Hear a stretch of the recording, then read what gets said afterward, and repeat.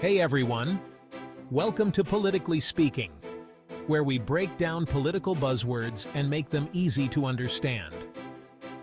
Let's talk about this word woke that everyone seems to be throwing around these days. It's like the newest buzzword, but seriously, what does it even mean? Is it about chugging coffee to stay awake during boring meetings? Nope. Woke is one of those words that can be a bit slippery.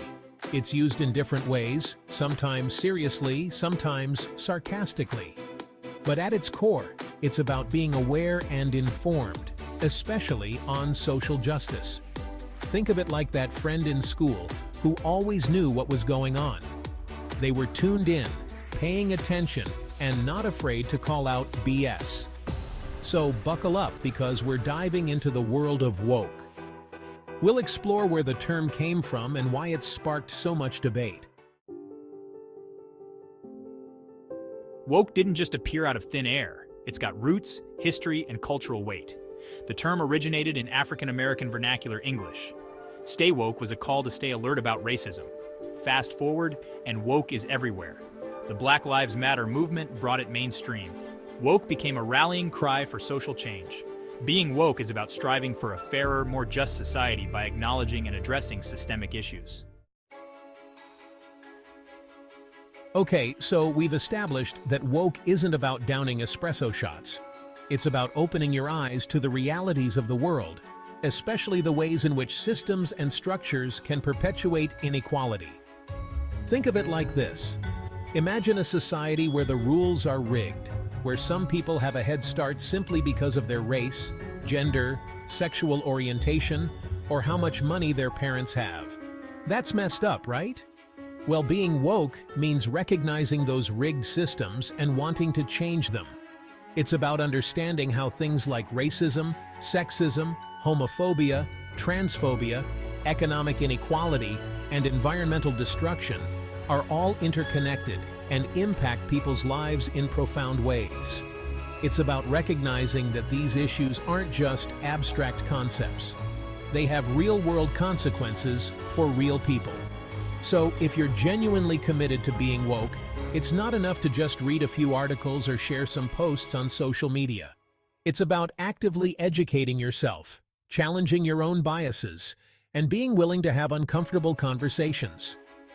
It's about listening to and amplifying the voices of marginalized communities, the folks who are most impacted by these injustices. Now, let's be real. Talking the talk is important, but walking the walk is where it's at. Being woke isn't just about what you say, it's about what you do.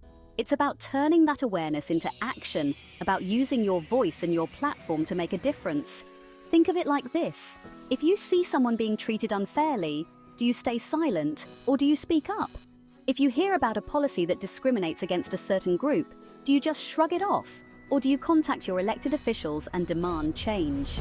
These are the kinds of choices that separate performative wokeness from genuine allyship. Being an ally means showing up for the people and causes you believe in, even when it's inconvenient, even when it's uncomfortable, and even when it means challenging the status quo. It's about using your privilege, whatever that may be, to amplify marginalized voices and fight for a more just and equitable world. The woke wars, why some folks hate the word. Now here's where things get a little tricky. As with any term that gains mainstream popularity, woke has become a bit of a lightning rod. Some people love it, some people hate it, and everyone seems to have an opinion. So why all the controversy? Well, for starters, some folks argue that woke has lost its meaning, that it's become a meaningless buzzword thrown around by corporations and politicians trying to appear hip and progressive.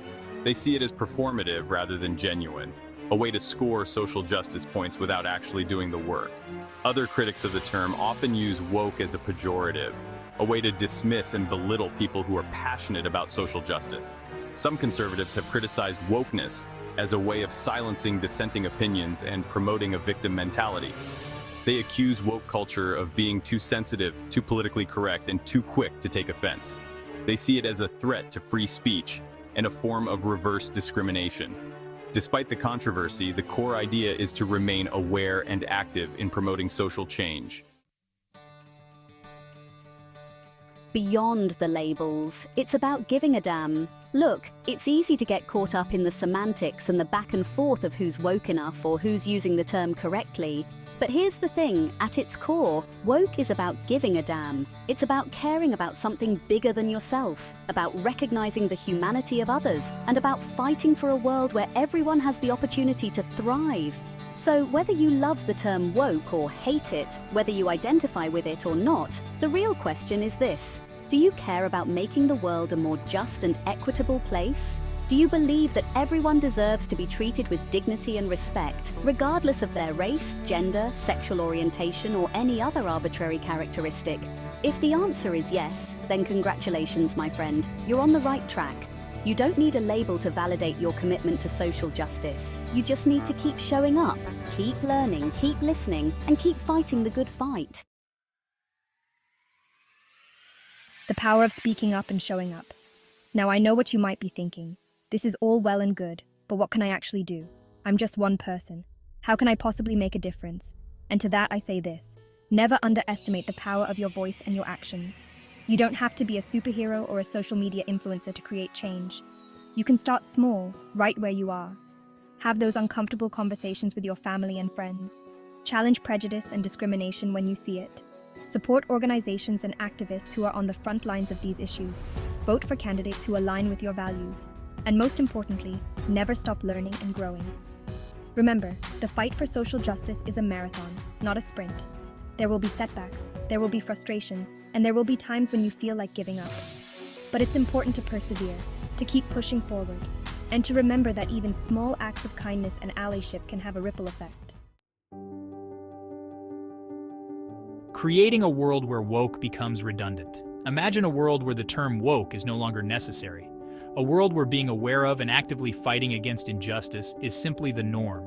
That's the world we should be striving for. A world where equality and justice aren't radical concepts, but fundamental values. It's a world where Black people don't have to fear for their lives during routine traffic stops, where women are paid equally for equal work, where LGBTQ+ individuals can live openly and authentically without fear of discrimination, where everyone has access to quality education, healthcare, and economic opportunity. That's the dream. And while we're not there yet, every step we take towards that vision, every act of allyship, every conversation that challenges the status quo, brings us closer to that reality. All right, let's wrap this up. So there you have it. The word woke may be trendy, it may be controversial, but at its heart, it's a call to action, a reminder that we all have a role to play in creating a more just and equitable world.